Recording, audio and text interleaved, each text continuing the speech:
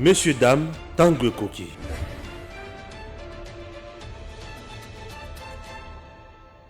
Nous sommes là à bord des Congo Airways. Chers compatriotes, Congo Airways, le léopard volant, fait toujours son travail. Et son travail, il y a même des Congolais de X coin na Y coin. C'est par exemple Patrice Emery Lumumba, Azaki na Bruxelles, la Belgique, Congo Airways, compagnie Mboka ya Bana Congo, et qui n'a quitté na Belgique et juillet, et Zongisie na Congo, Bisika à Salamoussala.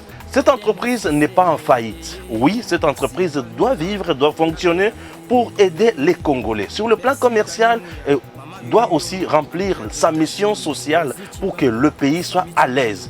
Un pays doit avoir de l'eau qu'on aille. Congo Airways, sur le plan, il y a la frontière, sur le plan, il y a MIPP. À garantir souveraineté, il y a Congo. Alors, vous regardez vous-même, Congo Airways a plusieurs places. Vous sentez que c'est confortable, les gens sont à l'aise ici, peuvent voyager comme ils veulent, et bien servis, calmement, avec un personnel de qualité. Donc Congo Airways n'est pas en faillite, tout va bien. Alors nous demandons à l'autorité de faire convenablement son travail.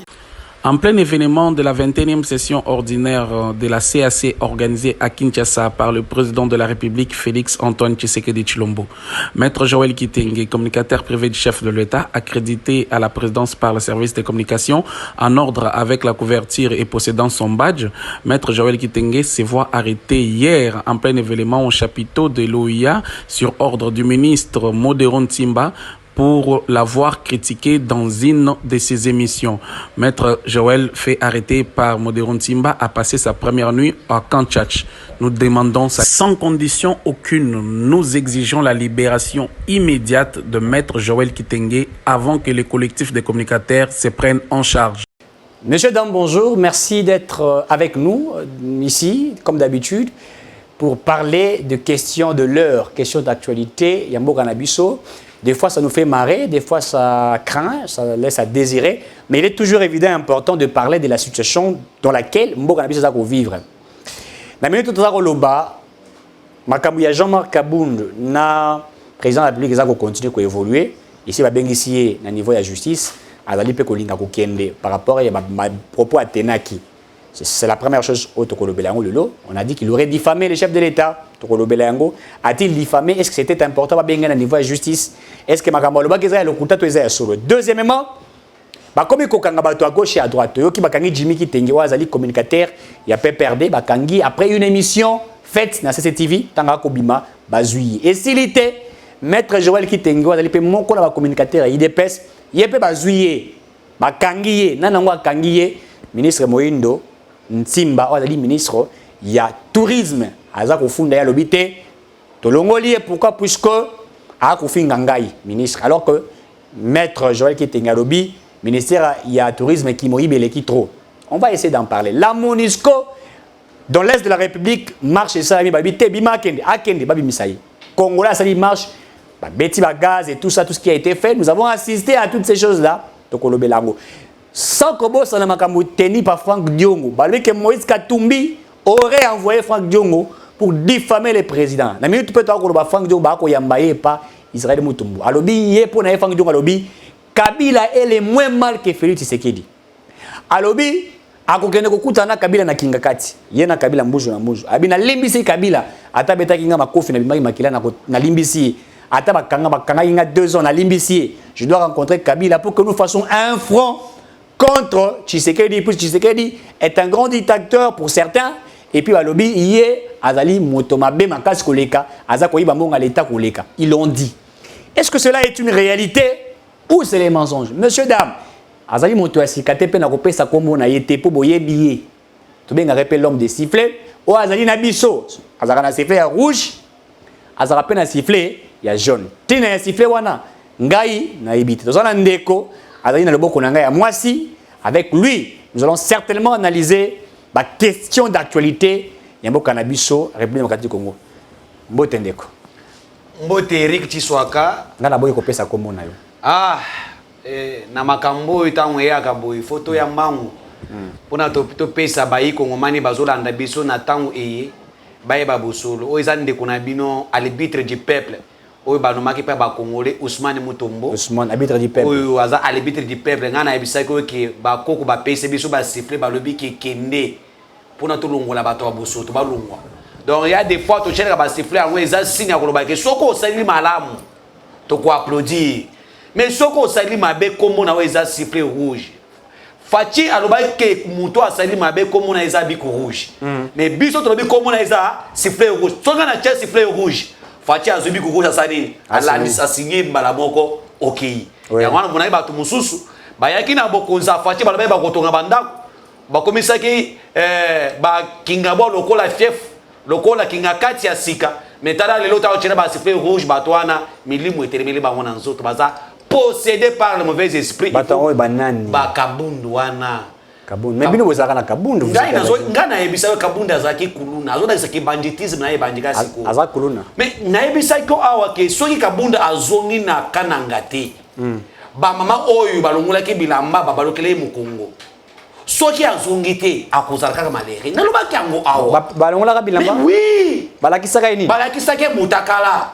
Ba mama balobe kabunda akotikala kozana kimia te kote nyonso akokende wana basalaka ngo tonga démissionner na Tshisekedi te basalaka ngo tango azaki na bache président aya IDPS akena ba tourner na ba province pona ko changer ba secrétaire ba fédéraux na kata ba province nde akomi na kananga ba mama wana basilikela ki kabunda balakise bolumbu kabunda amoni kete atosi ba mama te ba mama bikola IDPS balungula ki bilamba balakisa ke bolumbu na bango ba pesa ke mukongo na miso akabunda balobe ti kabunda kote ozoke ozaka na muto a désordre yo kozana kimete ozaka muto a désordre na tant kabunda zongi aye Kinshasa nde omoni a eu problème dans la Assemblée nationale. Moto bandi ko déranger. Et bandi ko déranger, a eu problème dans l'Assemblée nationale. Balongolier kuna.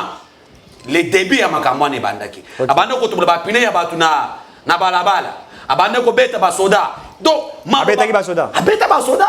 Akangela ba général de la police to yimi makamuno surtout. Donc kabunda koti milimu wana kota kabunda na nzoto. Nyoso wana po ba mama ba pesi. Ba mama ba baluka ba pesi mu Congo balongula ki bilamba. Alakisa ka mu Congo te pesi ka. Balongula ki bilamba balakise mutakala na bango. Balobela ke mabe balobeka soko yo botami na nzela bote pa moisité. Mutakala ya mu Congo.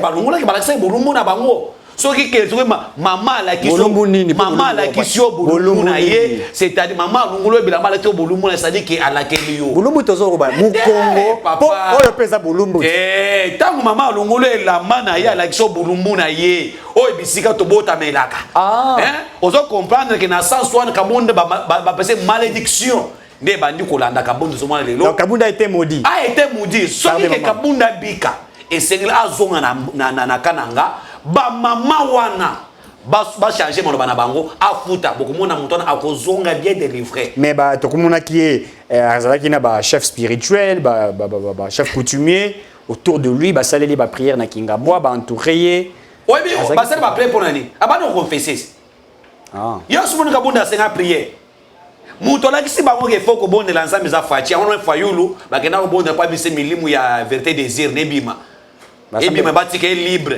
au moins que tu peux abonder pour naïe mais moi ne bimi côté pas Franck Djongue côté et côté pas Kabunde côté on se montre que quand même a commis soulagé parce que moi ne kanga qui est mon kwazo ko et côté pas Franck Djongue et côté pas Franck Djongo et côté pas Kabunde on va faire sur les sources azaki révélé bon fayu la sala ba Fachi ala kisaka bango à l'élection de tout pouvoir vient de Dieu Fachi azamu cause oya fukama bache maboko likolo na ye azui bokuzi fayu lui se contentait des sciences occultes de franc-maçonnerie de rose croix papa akendaka na Philadelphie azafona biso na kaka pona image kaka akouvrir yango akendaka na balni est-ce que yeba bondela pona ke ko comme président république Fachi ba chake will d'onction na moto et ça moto ba che will moi ulungu nango ezati mais tant on comprendre que vérité de ça bilu m'a bien possédé allez akena kina kisanga le babondela pona ye na kisanga niko basamele pona ye babondela pona ye ta bazobona pona milimu ezobi mafulu atika lokola moi c'est pas moi bozo bima milimu bozo bima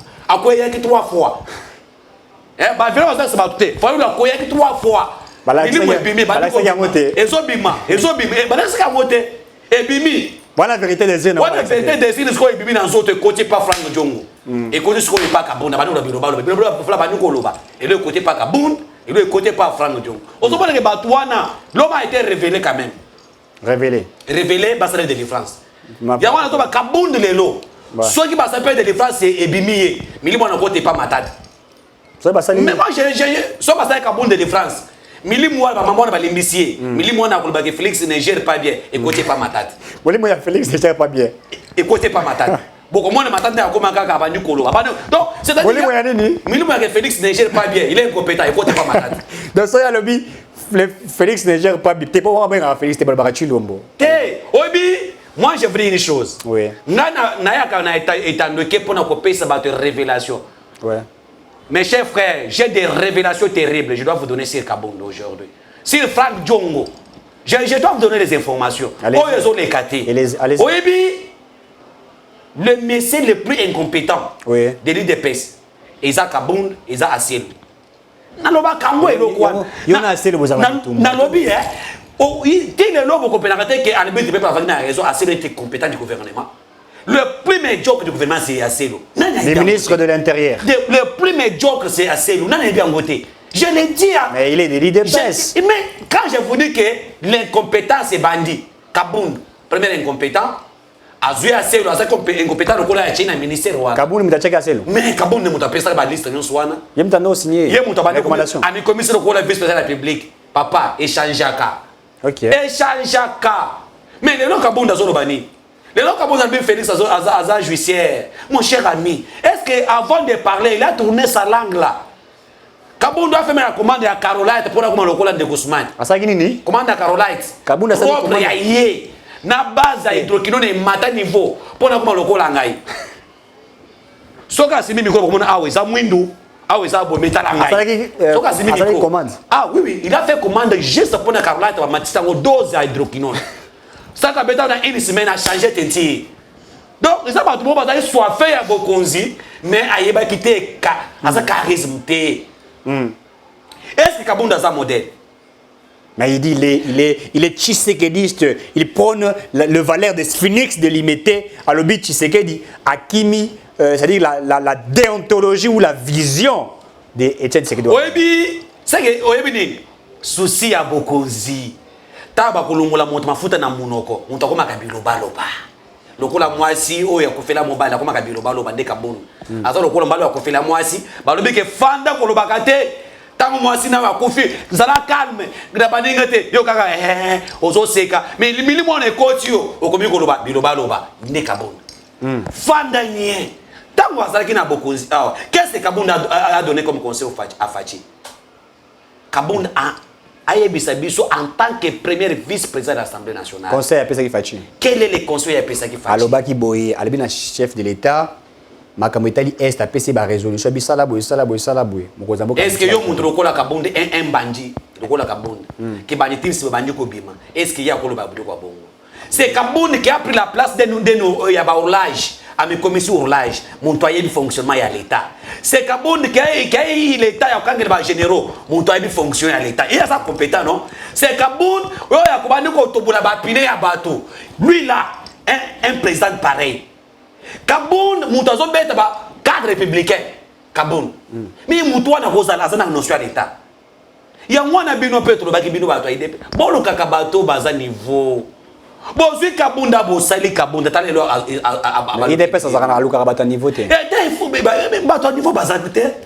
Je l'ai dit, je ne suis pas de l'IDP, je l'ai dit. Toi, mais ça rendait bateau bazar niveau à l'IDP, ça va poste. Let's nani. Hein? Ah, na pour la campagne à bateau moussou. Na zo emission ka bateau moussou à l'IDP, so bazar na niveau. Bazar va poste. Bateau niveau, bateau intelligent. Bateau mitou. Let's va mettre Joël qui tengo ba wuchuko kangaye. Santé l'homme très intelligent. Aujourd'hui, bateau va venir en Floride. Mais t'as le niveau à réflexion. Floride Bantouka. Ah oui. Quand on a fait quand il faut réfléchir à Tandoké, on sait quelqu'un qui a des notions de l'État. Mais Kabouya aussi. Mais non. Mais Kabouya était à ça et maintenant il y a Kabound, non? Oh, mais Ibabi a bandé tika là gérer parti bien. Papa. On est ça ma kamuna bango ya IDPS. Ba cellulaire, ba sectionnaire. Et puis calamité ba carte na bango na ba rose. Et ça ma kamuna bango ya IDPS Kabound c'est un voleur. Moi je suis là. Kabouya. Kabouya na koloba na nini? botika mwana bato afanda na ye na IDPS afanda na ye. Là ici c'est la République. Mokonza mboka batushaka yete. Qu'est-ce que vous parlez de la diffamation? Il a diffamé en faisant quoi? Oui, voilà. Diffamé. Je t'amène quelque part, tu mérites que tu sois calme. Très bien. Mokonza mboka c'est un symbole de l'unité nationale. Mokonza mboka c'est un symbole ya ba Congomani. Okoki kolinga Félix Tshisekedi te. Okoki kosala opposition à Félix sur le plan politique. Mais bakoki kofinga mokonza mboka te. Kofinga ndeta finga lobini. C'est langai. Mituna eza na yo. Oui. Tango yo otungenze langa na pesa we ya. Balobe pa na yo. Mokonza mboka ça symbole. Oui. Mais c'est Kabonde allait faire opposition dans le système ya gestion oyo ba gérer na Félix Tshisekedi Tshilombo. À la paix, à PSP Bilana ye. Mais quand akoki ko attaquer chef de l'état n'a non respecté. Attaque les lots mon ata na kati ya France. Au moins les tosa na Marie Le Pen azaki opposant ya France ya Emmanuel Macron. Mais elle ne peut pas se permettre de tenir des propos inconsidérables. Comme quel propos a-t-il tenu inconsidérable? Mais quand tu décryptes, Alobi, Tshisekedi, jouisseur. Alobi Bongo. Tshisekedi, incompétent. Chaque week-end, c'est les fêtes. Il y a pas de fête. Oh, mais il y a vice-président de l'Assemblée nationale.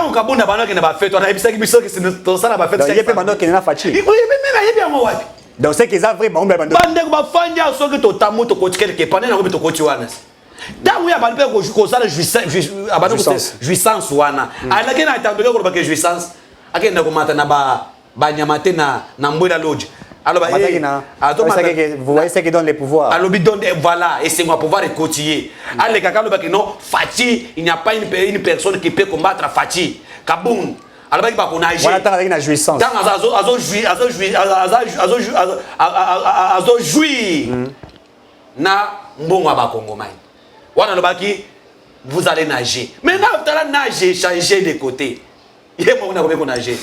Il y a mon nager dans la piscine. Ma bunda, c'est la prière. Moi, j'ai rencontré Janine Mabunda. Tu l'as rencontré? Oui, Janine Mabunda, chaque jour qui passe, je fais la prière pour que oh, ils aient un mot de caille. Ils sont à côté. Moi, la prière Mabunda. Ah, ben, on a la prière.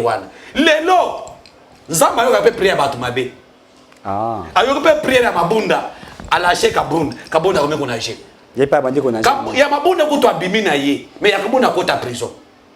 Ah, c'est que Bilon de besoin de mener en prison. Je voulais. Vous l'amenez en prison. Biloba Lobawana. Vous l'amenez en prison. Biloba Lobawana. Akende et pas procureur. Alors baké.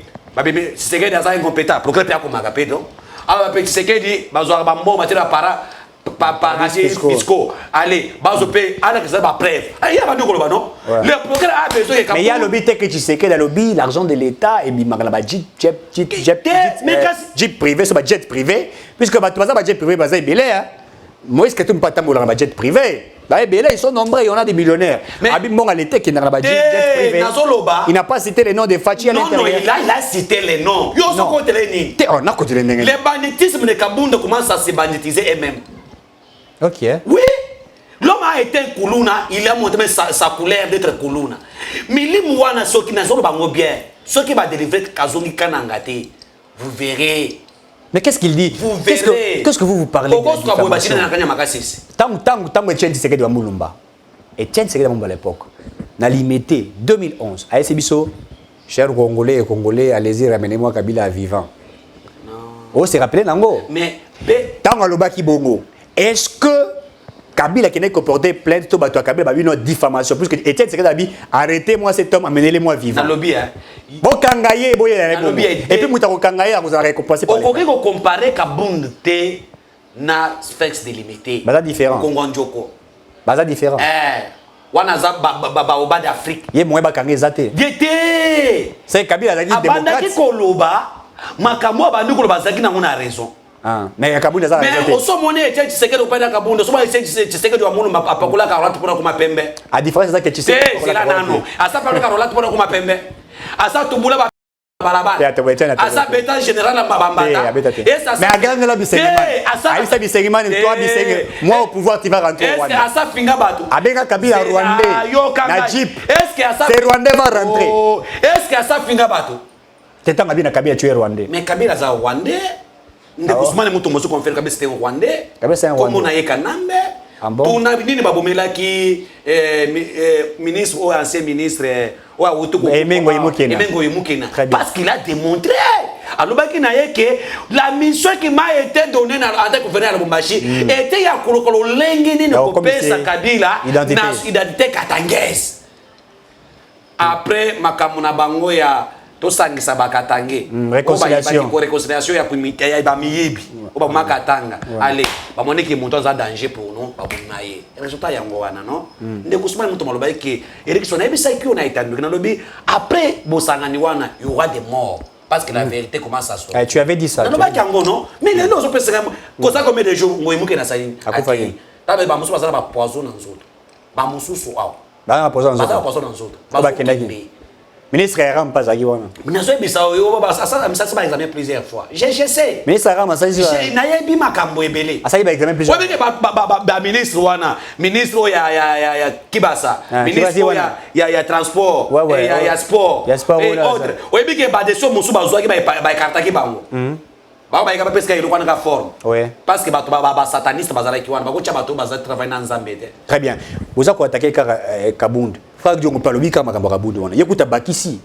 Abakisi makambo pire alobi Kabila elle de moins mal. Français ça kitoko moins mal wana za lengi non. So là bango na lingala.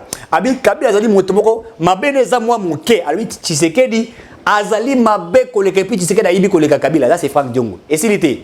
Et puis il dit il ira à kokende tina kinga kacha kutana Kabila tête à tête basa la fois pour la kubenga na Félix Tshisekedi puisque c'est un détourneur selon lui. Donc bon était que batu bazaki la katina bango mongo bango bisko ndongwana balobite ils sont tous contre Tshisekedi. N'ont-ils pas tous raison ou Eric Tiswaka ngana pesa au passage biblique. Ouais. Na lobaki ke Bible lobi banguna na bako sangana nzela moko. Kasi bako panzana nzela sango.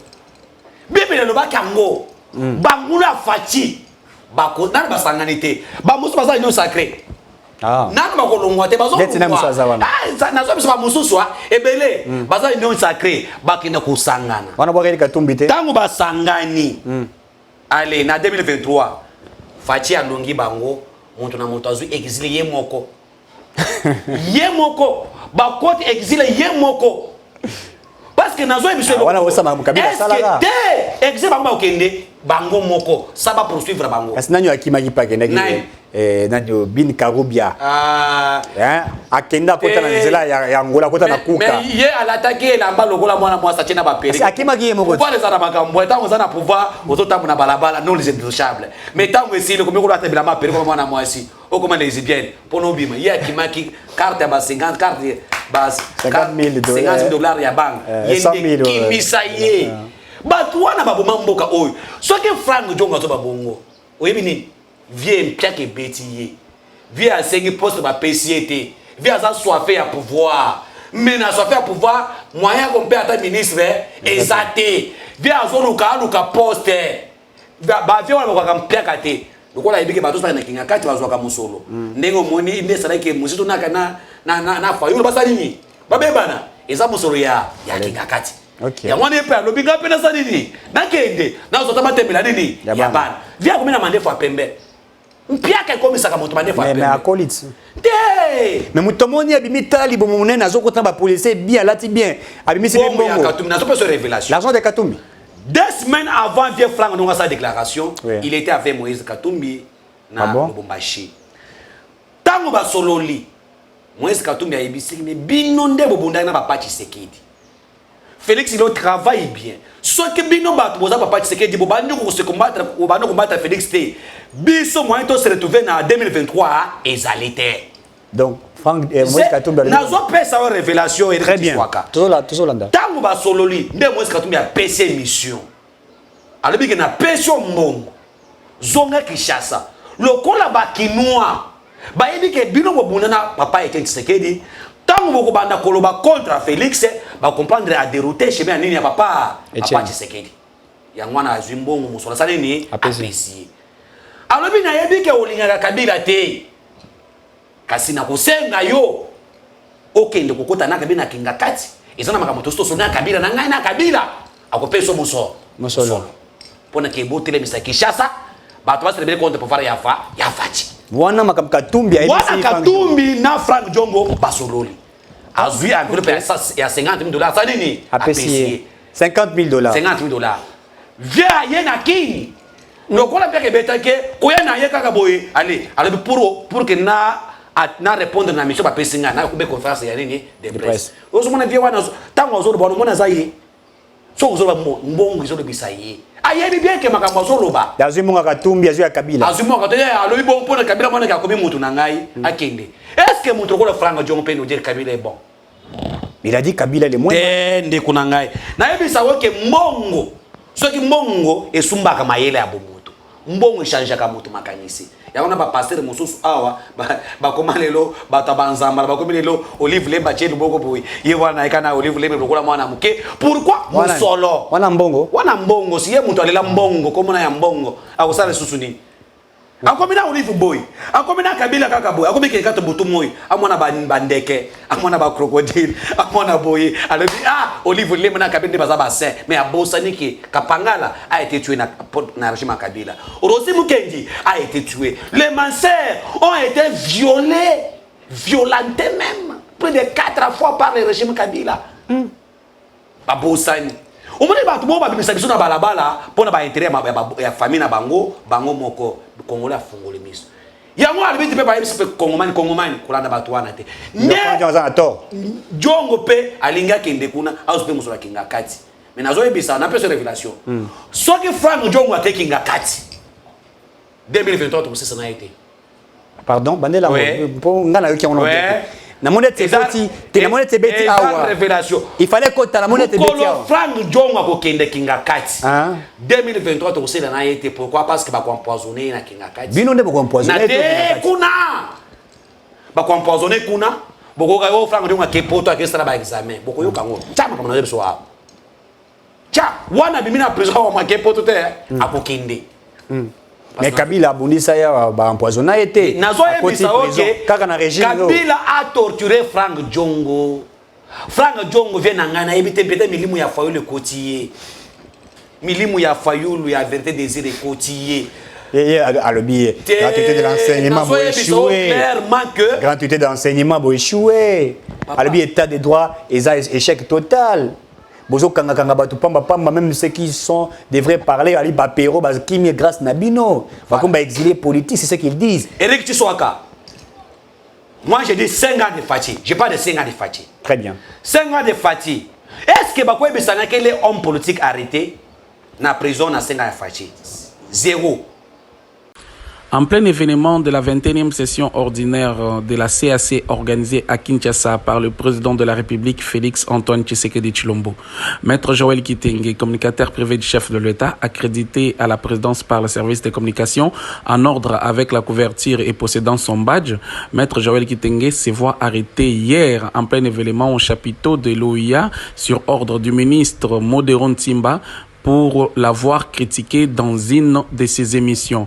Maître Joël, fait arrêter par Modéron Ntimba, a passé sa première nuit à Kanchach. Nous demandons ça sans condition aucune. Nous exigeons la libération immédiate de Maître Joël Kitenge avant que les collectifs de communicateurs se prennent en charge. Senga ya Fati, nakolo bake, mais c'est Frank Jongo banda kotange la dictature ya Fati na senga ya Fati.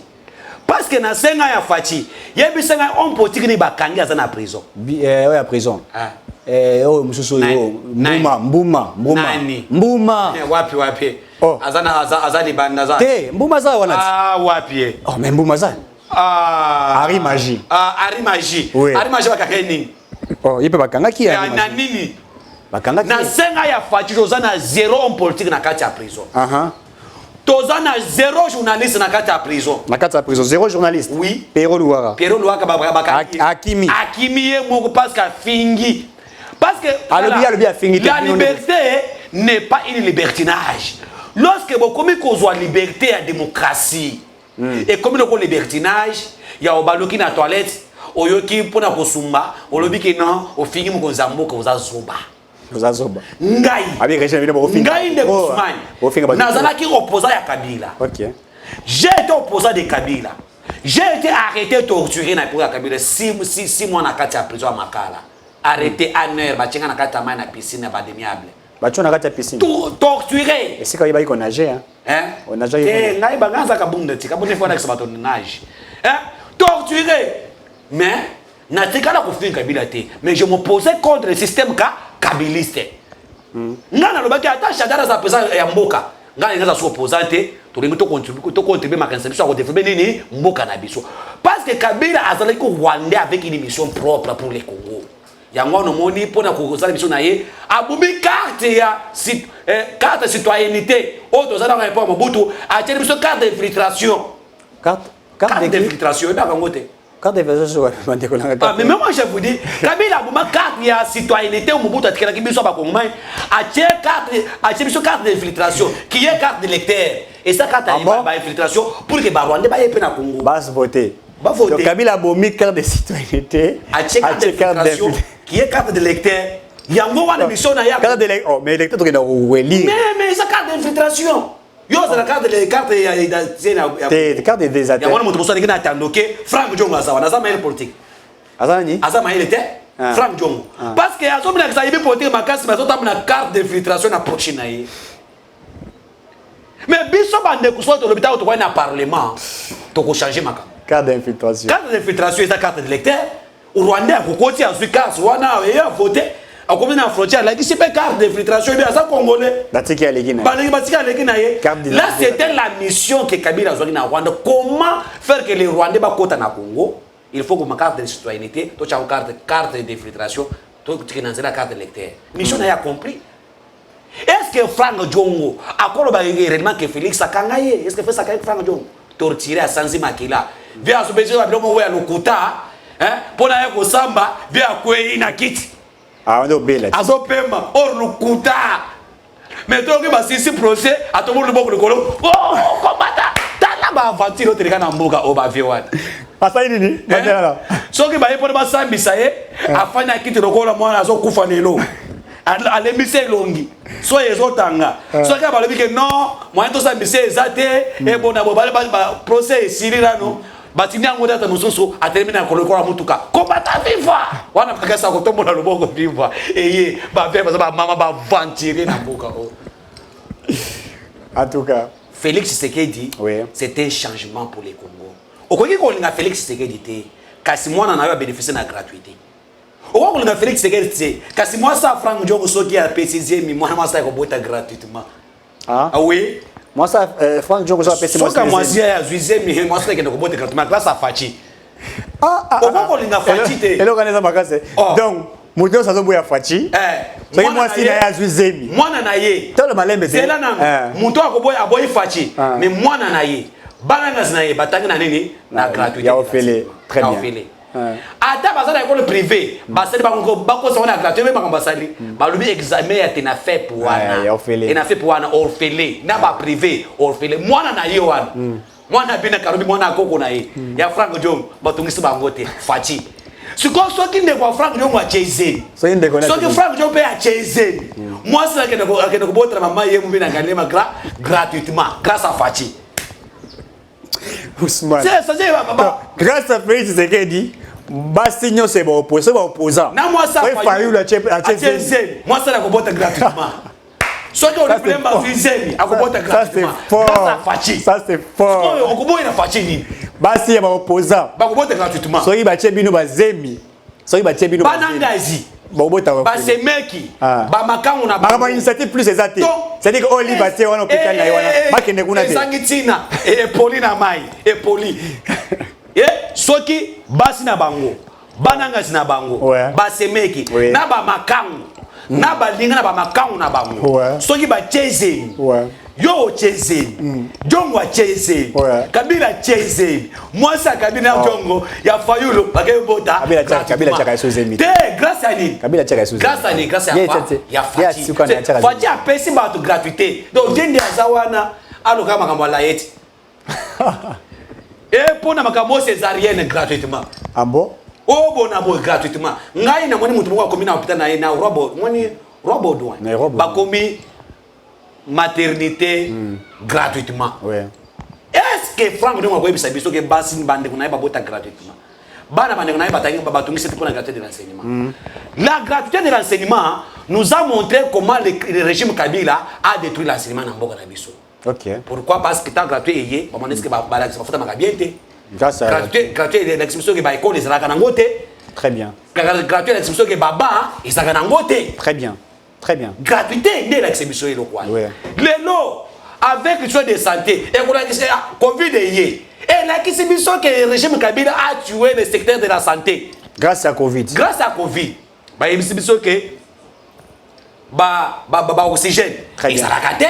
Bah hôpital na biso et ça na bah mbetoté grâce à nini. Il y a la gratuité. Il y a été grâce à Covid. Il y a Covid. Oui, avec Covid, on a vu. Oui, là qu'est-ce que secteur one est là qui mabé. Détruit, ouais. Ouais. On va comprendre que Fati a se prendre. Ouais. Grâce à état de siège. Bah la question que sécurité na mboka na biso. Ça là qui pense à et ça là qui na yango te na est. Donc os Fati a tomboli yango ba vérité bimi. Et bimi Fati a l'expression que botana bato bazo ba monoko. Allez, to bete boro tala madusu. Yango. Fati alungo awa tika beka mwanga na nzinzela makolo. Na déplacement ya Fati, ne l'expression Congo ese kufakika kala. Banzira ezate. Grâce à Sali va tourner dans Kassai. Très bien. Ozomona, c'est ça. Fati a bimi libanda. C'est grâce à Fati que nous avons compris que diplomatie na biso nini ekufa. Ba ambassadeur na biso azali libanda. Plusieurs mois non payés. Bafuta route banda. Fati a yeba futi bango na babilo ko nza moto na zakaka mabe.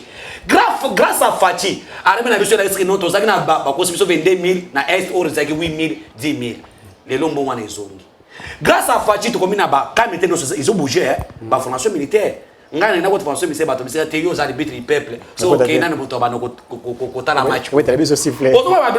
C'est grâce à Fati que la décision, l'état de siège nous a montré noir, c'est vrai que c'est le Rwanda qui est l'agresseur du Congo.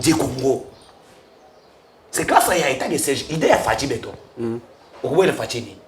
Fati est le seul président qui a dit à Kagame que si vous voulez la guerre, on est prêt à faire la guerre. Mais avant Kagame a côté na Fati, ils ont encore la famille. Mais bien sûr, nous avons que tu sois là. Ce qui a été déjà au Ibe qui nous a été qui mutu na ini. Na sipo na mona hote. Yango Kagame atalaki na c'est parti ya Rwanda. Kagame kiti mutu na ina. Na se Fati atali boy. Muko ntombolo atali ye boy. Muko nini? Muko ntombolo. La kisaka ni muko ntombolo. Ah, muko ntombolo wana za ba mpuza binga ona la tête. Donc Congo mani ba bango ke Fati ayeko la kisabisika mboka ya kokufwa. Arai. C'est grâce à Fati nous avons compris barai ça des sous-soutés. Nzela Rai ekufa. Tala na Kolwezi banoko bongisa barai ya Kolwezi. Mais grâce à Fati. Ya biso ande boti. Ah babate babanji di bazo banda déjà. Balimba banda déjà. Grâce à Fati. C'est grâce à Fati nous avons compris que mboka esi babumaki yango. Oh, est-ce que batwa Kabila Djongo ko ebisangai. Quel est le secteur que Kabila tikaki stable Fati a BBC? Tangilangai. Secteur Kabila BBC. C'est stable. C'est qu'il a eu au BBC. Babika kolia. Bah n'entend pas la. Kolia dans le secteur ni. Bah kolia il y a bien on y. Bah agriculture, pêche. Mais c'est grâce à Fati que nous avons compris qu'il faut qu'il y ait makasi c'est la muka. Oyo kufaki bandaka. Kabila tshela ibino Bukangalonzo. Kabila tikaki Bukangalonzo Bukangalonzo botaki université na Kenya. Ce bakangi yo bonabo. Obi na mboko nous avons les méchants. Quelqu'un comprend tout simplement que et sengeli kozwa Bukangalonzo comme ça mon université yo koko bomana yo oko violer moi ça moto koza premier ministre lokolo za ministre buma très bien violer moi ça tiswaka mais tant on a pouvoir moi j'étais simba yo ezatikaka au Congo très bien voilà yangwana zo ebisa OK Fati aza ya nzambe bako Fayulu pesa nzambe te Fayulu aza ba comité de France malema yangwana moni musito lobi la muka esengeli elungo kombo la muka parce que mutu boko s'approprier na yango na vie na ngali sanga bonganga depuis azo 150 000 ya makambo ya parler du peuple ba beba na befo ba ibisaka mikolo ko tu parler zo benga na epa na ye oui sanga bonganga oui azo 150 000 ya tonga si sangote via teke ba kiti wa sumbaki na je wana mbona esila kana ba petit jeep ambo ah oui nazo bango awa lisanga bonga mbona ino susaka na ba jeune fille ya mikose beaucoup tanaye azan chibizwa munene azo toka. Mais viens on a parlé de Fati. Obi bambote la politique na mboka o. Très bien. La politique. Voilà, la Monusco parce que nous arrivons comme Nasuka. Marche Salami, Bazar Tumba, Bazar Tumba et tout ça contre la Monusco. Êtes-vous d'accord à ce que la Monusco et le Sol congolais, il n'a rien produit depuis 1999 jusqu'à aujourd'hui. Rien n'a été fait. Et que tu sois là, permettre nga na cha siffler nanga. Comment ça Webi, c'est fait ça, il y a besoin de siffler. siffler on a tchela ka nazo la mwisa bato tu ba kufwa na bitumba est. Ah. Et le kelanga déjà ba problème. Ba bimela ngati. Bato so ba kufwa na bitumba est. Ba bimela. Ba boma on a machette na ba ADF, ba Kodeko, ba rebelle, ba boma bino. Bisika boza, siffler na ngefo ila mwisa bino. Na hebisa ki muntu moko ke makambo est eza so mundu ki te comme spirituel. OK. Bato so ba kufona est bazo telema nde osomona fa wana. Siffler na ngai ezo kende kola mwisa bibemeno so est. Tous les 10 millions de Congolais ba kufona est bazo telema ba après faire de na biso. Ya mona moniki bato wana bazo changer. Bisika baza bato ba kufa pe basala kani babunda kani bitumba. Ya molimo. Ba telema babunda bitumba na bango ko eza makila. Maintenant, tant on a bêti bon na ba cimetière ba Balamuki hein. ba telemi na beta ngo na bisa mutu mona italo na lobiso na zobe 3 siffler soki makengo oya ya M23 soki to beti na une semaine na zo tika siffler ba benga mundoki tana beti ngo 3 fois troisième jour makengo wow Azumbuma. Mbuma wane utaka na ba faire de c'était ba koko ba kufa na est ba beti loko. Yo pendo siko beti boye. Tenge ba telemi ba zo telema ozoka ona ozoka information mprika ozoka la mingi awa ba toso Kona zoka pe bilo muletse mo na oka zeti mutu mo tambola pemena. Ya ka bongo eza ba biloko telemaka. Ngana beta ka ngo bongo mutu mo akimaka. Ambo. Makambo zo na est il est temps. La MONUSCO est complice de la tuerie à l'est. La MONUSCO est complice de la tuerie à l'est. La MONUSCO, c'est lui qui est en train d'armer les groupes rebelles. Nana est bien voté. Ngai, na lobaka on a été endoqué à solo. Ngai les lopé nazo s'associer na idée ya Modeste Bachi Lukwebo. Très bien. Nazo s'associer na idée ya Bakongomani ya Est. Bachi Lukwebo bato bazo loba n'importe quoi. Les Kabili. Batwana baza batonga zu pouvoir bazui Kabila bache Kamunde na kata bo marché on soit leki akati Kamunde na chena monoko batu no swana bakati ba oui parce que ça m'énerve basali Kamunde na bo marché basali Kabila Kamunde le so moto so leka akati yango ali parce que pas so ba monisi batu na est ça normal peut être Kabila na kenga kata fanda na kimia na so ebisa wa eloko moko si na est papa bo pesa moi minute. Soit qui n'a est bitumba c'est à cause de Kabila. Les accords qu'il a signés avec le Rwanda. Les accords qu'il a signés en 2009. Nous avons une précision. Dans le mois de mars, les 15, dans les 28, 2009. Bah accord Kabila a signé au Rwanda. En 2009, il a est. Kabila a lobbyé que un Rwandais a connu qu'au côté de Soudan Rwandais va contrôler 9 frontières. Il y a RDC. Il faut aux alentours qui Kabila dit que un Rwandais peut se présenter dans l'élection ya Congo. Candidat président. Candidat président bien mon roi ko Kagame alobaki Kagame aza montu moko ba kata musutu te. Kagame azaka inséconcis.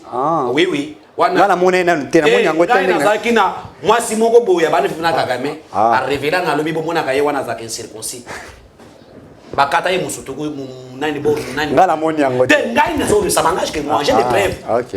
Kagame ba aza inséconcis. Congolais Ousmane Albi Kagame bakata musutu te. Aza incirconcis. Très bien. Yango na les rôles de ba incirconcis ya kubuma bato baza circoncis. Yango na monaki Goliath na bana Israël. Le ko bango bazala ki ba incirconcis bana bato baza ki circoncis. Très bien. Kagame a signé ba accord Kabila pesi ba droit wan. Kabila lobi un Rwandais peut venir dans ce pays. Yango na monaki à l'époque Kabila na DGDA. Les Rwandais. Na armée na biso Rwandais. Est-ce Kabila za monde? Franga tu ngakolo bela Kabila za monde. Balomba kuna. Très bien. Ba fanda nye. Bazo mbongo na ya condition alia. Ba ke kofuta ba kuzu. Bango bakuta na ba kuzu. Basi na biso ba jeune fille na biso ba basi na bango.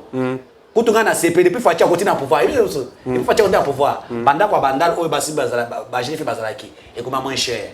Ba makao na biso ba kenda ba centre ville bazo na biso na kata chango. C'est-à-dire que ba vie wana bazo na ba makao na biso. Très bien. Donc, MONUSCO doit partir. Lorsque Modeste Bachi Lukwebo dit la MONUSCO a failli dans vérité. ses missions, une évidence, une réalité qui lui a été donnée. Mais c'est la vérité. Modeste Bachi Lukwebo aza parmi ba hommes politiques na biso azo incarner quand même espoir ya ba Congomani. Soké a lobby bon, est-ce que c'est pas trop bien que nous avons Monesco? Il a dénoncé, il a parlé le même langage avec le peuple. Il y a un savoir comment nous sommes au négociement dans le bagapé. Très bien. Mais Kassi, quand on met dans le lobby, prenez-vous en charge. On est bon avec un négociateur, ça va chez le Kouebo, à Tini Batou, Boké, nous avons un musée. Prenez-vous en charge. N'a papa été Tshisekedi. Boké, nous avons un bango. Nous avons modeste. Il y a un lobby l'engagement. Comment c'est à nous les changements. Mais le système a démissionné. Évidemment. Est-ce que la Monisco, il ne peut pas quitter lui seul? Nous sommes des années, il y a des minéraux à Congo.